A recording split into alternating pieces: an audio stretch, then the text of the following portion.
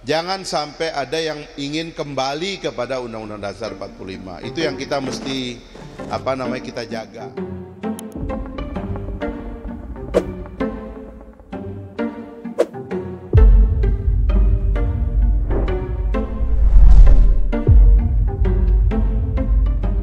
Saya berpendapat sangat tidak mungkin ya kalau waktu yang tersisa kurang lebih 4 bulan pelaksanaan pemilu, sehingga kita mencoba untuk membicarakan agenda yang sangat fundamental seperti itu, semisal amandemen terhadap konstitusi kita, itu sesuatu yang sangat tidak mungkin karena ada beberapa aspek yang melatar belakangnya. Yang pertama, eh, sebagaimana yang kita ketahui, dalam melakukan sebuah perubahan konstitusi itu kan membutuhkan sebuah perencanaan besar, membutuhkan kesepakatan-kesepakatan politik yang tentunya sangat mendasar, dan tentunya membutuhkan masukan dan respon publik yang kadang-kadang tidak kecil resistensi ataupun masukan-masukan ataupun tanggapan-tanggapan yang diberikan.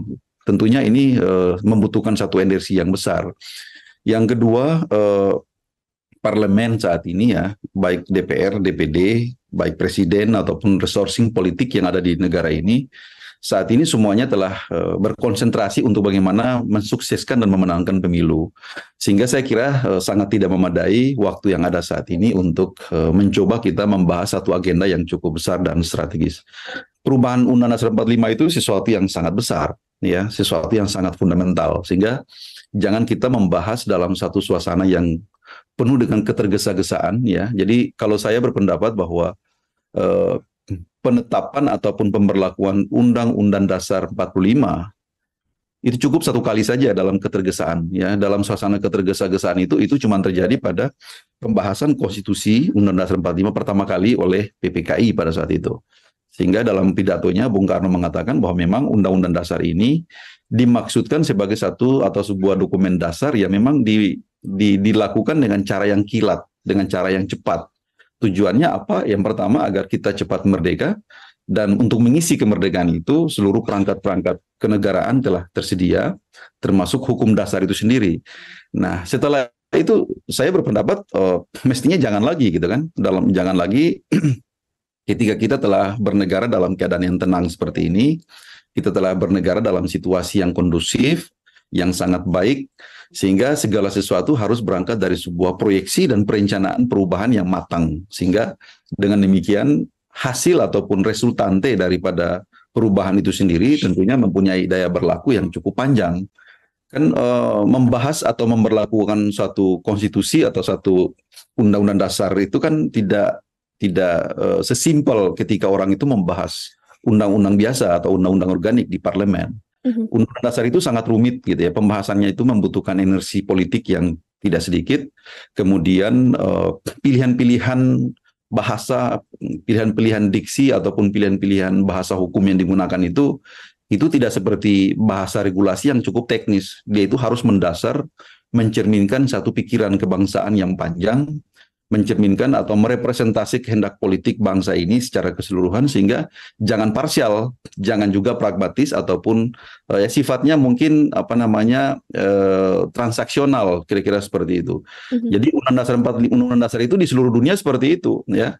Harus punya daya lenting yang panjang, punya visi yang sangat panjang, karena kita bernegara bukan untuk 100 tahun tapi 1000 tahun yang akan datang gitu ya. Jadi Undang-Undang Dasar juga hendaknya memuat misi ataupun visi kebangsaan kita yang panjang seperti itu. Sehingga dengan demikian saya berpendapat untuk waktu momentum saat ini memang sangat tidak tepat, sangat tidak kondusif. Saya sendiri telah berpendapat di beberapa media bahwa hendaknya Undang-Undang Dasar 45 ini memang merupakan sebuah keniscayaan jika memang kita berkepentingan untuk melakukan penataan-penataan atau perbaikan-perbaikan terhadap beberapa hal yang harus dilakukan melalui jalan amandemen konstitusi. Tetapi momentumnya, timingnya memang bukan sekarang gitu ya. Timingnya harus setelah pemilu 2024. Karena kalau kita merubah konstitusi di setelah pemilu 2024, saya berpikir bahwa banyak pikiran-pikiran baru yang bisa kita tangkap, kita akomodasi, kemudian tingkat legitimasi publik juga sangat tinggi karena itu dihasilkan oleh sebuah pemilu yang tentunya kita berharap sangat demokratis. Dan yang ketiga adalah perbaikan itu dilakukan dalam situasi yang tenang, dalam situasi yang tidak tergesa-gesa. Jadi itu kira-kira pendapat saya untuk saat ini, bahwa memang momentum saat ini kurang tepat. Tapi bahwa apakah perubahan itu menjadi sebuah kebutuhan bangsa ini? Iya, karena kita telah 20 tahun lebih reformasi di bawah Undang-Undang Dasar 45 yang baru, di bawah Undang-Undang Dasar 45 yang sudah 4 kali diamandemen. Setelah kita berpraktik dalam bernegara, kita telah menemukan beberapa soal-soal yang cukup mendasar, yang tentunya itu dianggap sebagai sebuah sedikit kelemahan-kelemahan yang harus kita akomodir dalam sebuah perbaikan ataupun dalam sebuah perubahan Undang-Undang Dasar 45 melalui mekanisme amandemen kelima ke depan.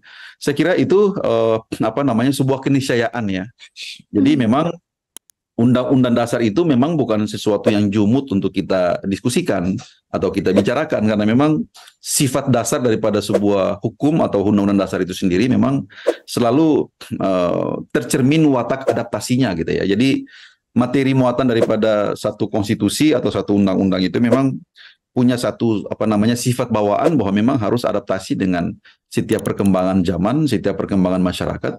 Apalagi kehidupan ke depannya sangat kompleks, sehingga memang hukum pun dimaksudkan atau diorientasikan untuk mengikuti perkembangan zaman seperti itu.